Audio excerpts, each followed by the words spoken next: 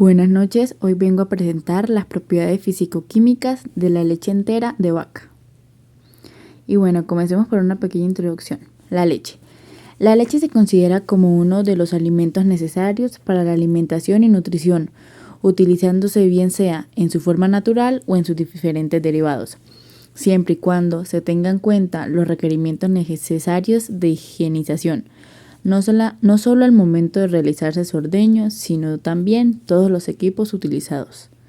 El estudio de su composición y sus propiedades físico-químicas de la leche es necesario conocerlos para determinar su valor nutrimental y la influencia en la elaboración de productos lácteos y además el creciente interés en sistemas de pago de parte de la industria láctea basados en el contenido de proteínas y otros índices de calidad. La humedad. Determinación del extracto, humedad en la leche. Fundamento.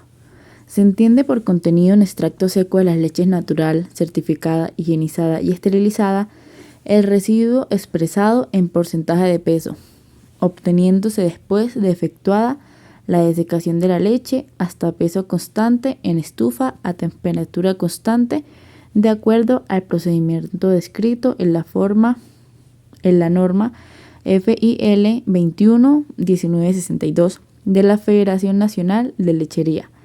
Los materiales que se utilizaron para poder encontrar la humedad y el extracto seco fueron balanza analítica, desecador, estufa de desecación, cápsula de desecación de aluminio para la determinación de humedad, baño termostático. Y bueno, el procedimiento fue el siguiente. Primero, antes del análisis, poner la muestra en un baño termostático a 20, más o menos 2 grados centígrados y homogenizar. Si la grasa no se homogeniza bien, llevar hasta una temperatura de 40 grados centígrados. Mezclar suavemente y enfriar a 20 grados centígrados antes de la determinación. Segundo, sacar la cápsula junto con la tapadera a 102 grados centígrados, más o menos 2 grados centígrados, durante 30 minutos. Tercero, enfriar en el desecador y apuntar el peso. Cuarto, pensar inmediatamente 3 mililitros de leche.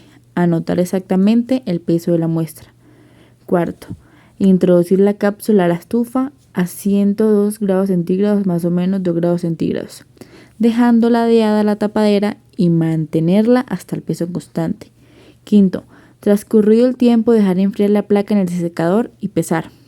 Sexto, asegurar que ha llegado a la muestra a peso constante, metiéndola tras una primera pesada durante media hora más en la estufa. Repetir la desecación hasta que la diferencia entre dos pesadas consecutivas no sea mayor de 0,5 miligramos. El cálculo realizado fue el siguiente. El cálculo del extracto seco se realizará de acuerdo a la siguiente ecuación, donde P final es el peso de la cápsula más la muestra una vez completada la desecación y P inicial es el peso de la cápsula más la muestra sin desecar. Entonces tenemos ahí la ecuación: extracto seco en porcentaje es igual a peso final sobre peso inicial por 100. El contenido de la humedad se calcula mediante la diferencia entre 100 y el valor de extracto seco obtenido en cada muestra. El contenido en extracto seco magro, ESM, se calcula mediante la diferencia entre el porcentaje del extracto seco y el porcentaje de grasa determinado en esa misma muestra de la leche. Y en el caso de la leche entera, los valores de ESM deben estar por encima de 8,2%. Y bueno, en los artículos encontré que en el primero hay una humedad de 75%, el segundo no registra, el tercero de 87,5%, el cuarto del 83% y el quinto del 82%. El pH y o acidez. La acidez de la leche es el contenido aparente en ácidos, expresado en gramos de ácido láctico por 100 mililitros de leche. Para su determinación, se tomaron 10 mililitros de leche y se valoraron con una disolución de NaOH al 0,1 molar, previamente estandarizada utilizando fenolftaleína como indicador. El pH de las muestras se determinó con un pHímetro previamente ajustado con disoluciones tampón pH 4 y 7. Y en los artículos encontré que en el primer artículo el pH fue de 6.6 al 6.8 con una acidez de 16 a 18 grados Dörnig. En el segundo artículo fue de 6.6 a 6.8 pH y de acidez 0,19 gramos sobre 100 mililitros de leche. En el tercero un pH de 6.74 con una acidez de 0,1614 sobre 100 mililitros de leche. En el cuarto artículo el pH de 6.8, la acidez no registraba. Y en el quinto artículo un pH de 6.4 a 6.8 y una acidez de 16 a 19 grados Dörnig.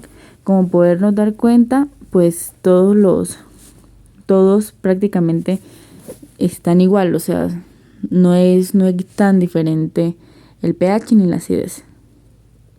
El contenido de proteína. La caseína es la proteína más importante de leche. Se encuentra formando una mezcla heterogénea. Tiene la propiedad de coagularse en presencia de cuajo de ternero y de los ácidos, originando la masa principal del queso. La concentración de proteína en la leche varía de 3 a 4%, 30 a 40 gramos por litro.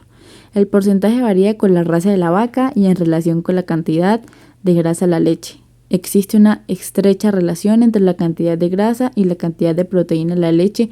Cuanto mayor es la cantidad de grasa, mayor es la cantidad de proteína, es decir, son proporcionales.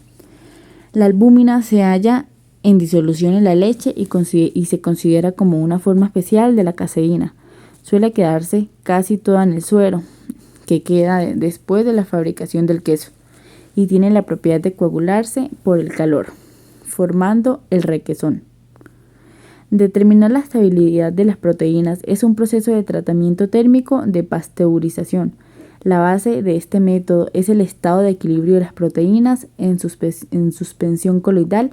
Se altera la presencia de alcohol como agente deshidratante, formándose grumos, coágulos de caseína y albúmina precipitada.